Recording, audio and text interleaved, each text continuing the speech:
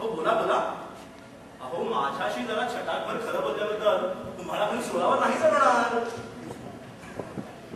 Mister, तुम्ही काही बोलत नसाल ना तरी तुमचा चेहराच सांगतोय ही काय भानगड आहे ते. तुम्हाला तुमच्या घरचा असा अनुभव आहे का? हा, मला वाटतं प्रत्येक लग्न झालेल्या पुरुषाला असला अनुभव असणारच. पण मला एक गोष्ट कळत नाही, एवढी शहाणी सुट्टी माणसं मुली लग्नच का करतात?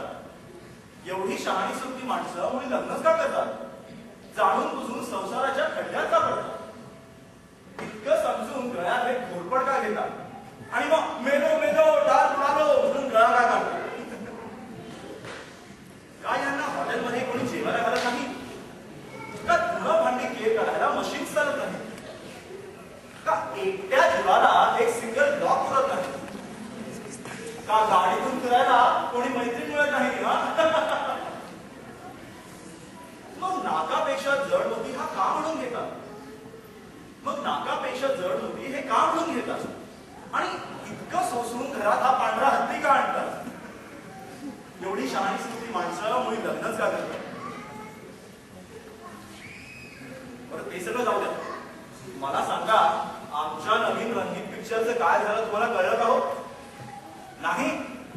कसली मस्करी करता राव. अहो आमचं नवीन रंगीत पिक्चर लागलं आणि दान करून कशी आपटलं? पहिल्याच आठवड्यात तुम्ही प्रेक्षकांनी आमचा निकाल लावला. अहो पहिल्याच बॉलवर विकेट घेतली आमची.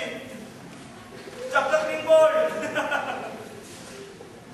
इथे एवढी गर्दी करताय त्यापेक्षा तिथे गेली असती तर. जाऊ द्या, सगळा माझाच काढोपणा. पण मला सांगा, आमच्या घरात याचा सुगाव अजून कोणाला लागले नाही ना? हा, तो या चोरांना कळले नाही ना त्या की माझे सगळे पैसे त्या पिक्चर मध्ये गुंतले होते म्हणून? हा, असं काय करताय? आता घर गहाण पडले ना आमचं बँकेकडे. पण आता तुम्ही तुम्ही तुम्ही मनावर घेतलं ना, हा, तर घाबरू नका. तुम्हाला काय जामीन राहायला सांगत नाहीये मी. पैशाचं इतकं काही नाही. या हाताने मिळवला आणि त्या हाताने घालवला. उद्या दोन्ही हाताने मिळवू.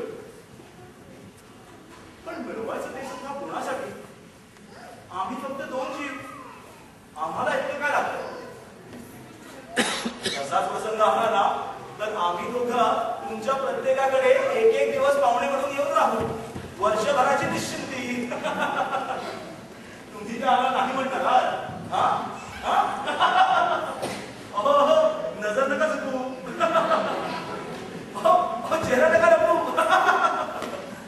नाही येणार बाबा, तो नाही येणार. गड्यांनो, मला पैशाची काळजी नाही. मला घोर लागलाय तो आमच्या घराला लागलेल्या या उंदरांचा आणि घुशींचा.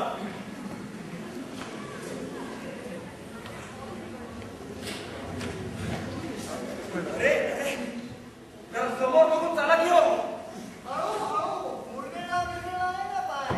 काय झालं? काय झालं? लगा तू कशाला इथे धडपडलीस?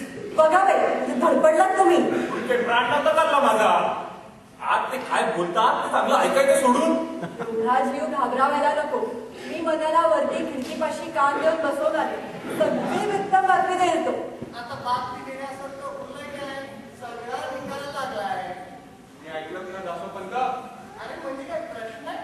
अगदी प्रारंभापासूनच तरी ते बसवतो मी दाराशी दबावून. आता काही व्हायचं म्हणून उरलं नाहीये. फक्त वाटोळ काढायला राहिलंय. सगळ्यांचा वाटोळा केला ना? काय म्हणावं या माणसांना तरी? आता काही म्हणू नका. सामान बांधा आणि आधी पळा या घरातून. नाहीतर जामीन राहावं लागेल व्यंकटराव. अहो ती बातच सोडा. भाऊ झाला म्हणून काय झालं? गट पाय आणि गट प्रार्थना म्हणावं त्या सिनेमावाल्यांची.